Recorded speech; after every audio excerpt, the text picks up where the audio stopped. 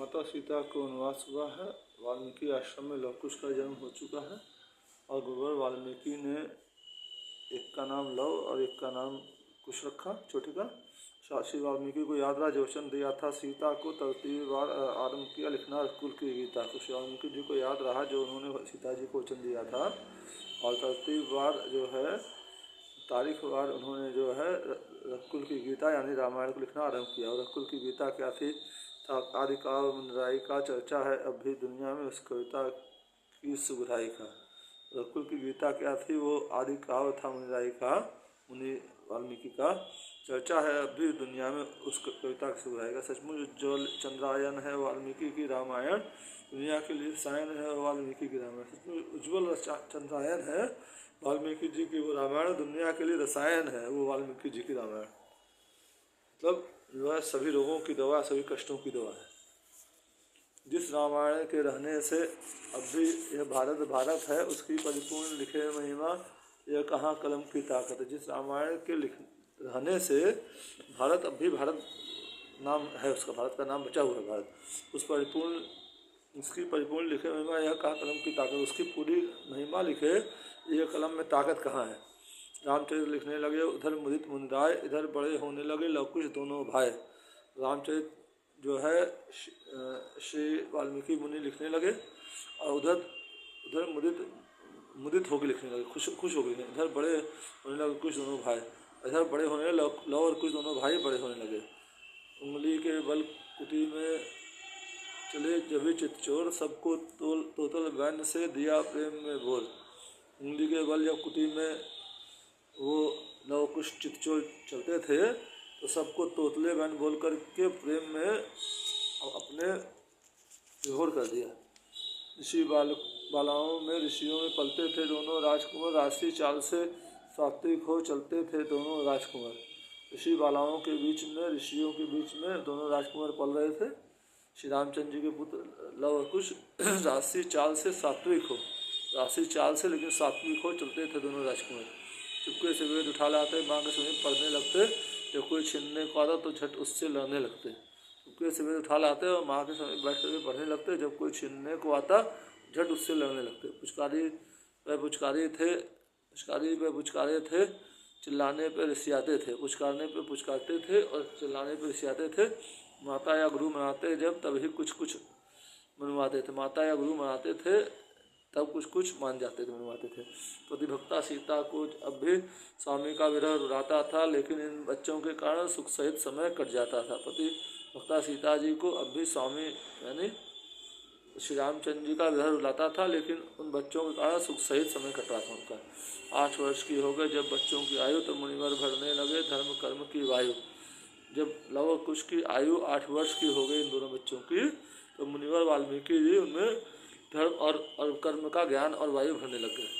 दोनों ही बतलाई विधि से करते थे नित्य कर्म अपना, विद्या के साथ बलार्जन को समझे थे मुख्य धर्म अपना। दोनों बच्चे बतलाई विधि से नित्य अपना कर्म करते थे। लव कुश और विद्या के साथ बलार्जन समझे थे मुख्य धर्म, और विद्या के साथ बल अर्जन को अपना मुख्य धर्म समझते थे। प्रायः शेरों के बच्चों से उस वन में वे भिड़ जाते थे, अपनी प्राकृतिक शक्ति द्वारा उनको नीचा दिखाते थे। प्रायः शेरों के बच्चों से उस वन में वे भिड़ जाते थे और अपनी प्राकृतिक शक्ति के द्वारा उनको नीचा दिखाते थे। गंगा में रोज तैरते थे, गोचारण के भी प्रेमी थे, माता का आदर करते थे, गुरु की सेवा के नियमी थे। गंगा में रोज तैरते थे और गोचारण प्रेमी थे, यानी गौओं के चराने के भी प्रेमी थे, माता का आदर करते थे और गुरु की सेवा के नियमित गुरु की सेवा भी करते थे। माँ भी अपनी ममताओं से रखती न कभी महरूम उन्हें, वनदेवी यह माँ को कहते कुछ और न था मालूम उन्हें।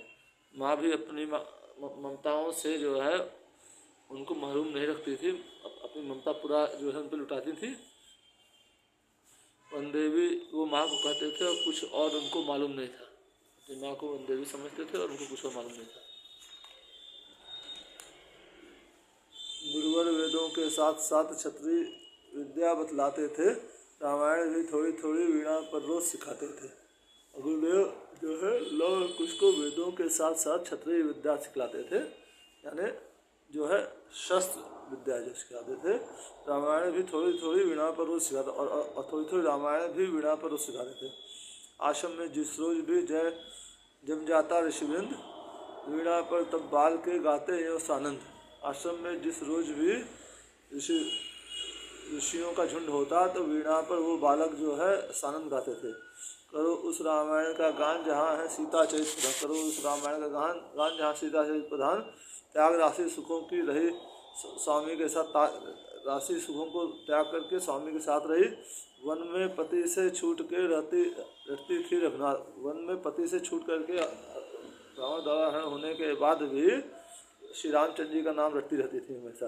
प्राण रखे पति का हति जान, जहाँ है सीता चरित, अपने प्राण रखे जो है पति के हित जान करके वहाँ सीता के चित प्रधान। जग में मिलती है कहाँ ऐसी सतिया नार, धर्म बचाया लंक में रावण को फटकार। जग में ऐसी सती नारियाँ कहाँ मिलती हैं, अपना धर्म लंका में बचाया रावण को फटकार करके।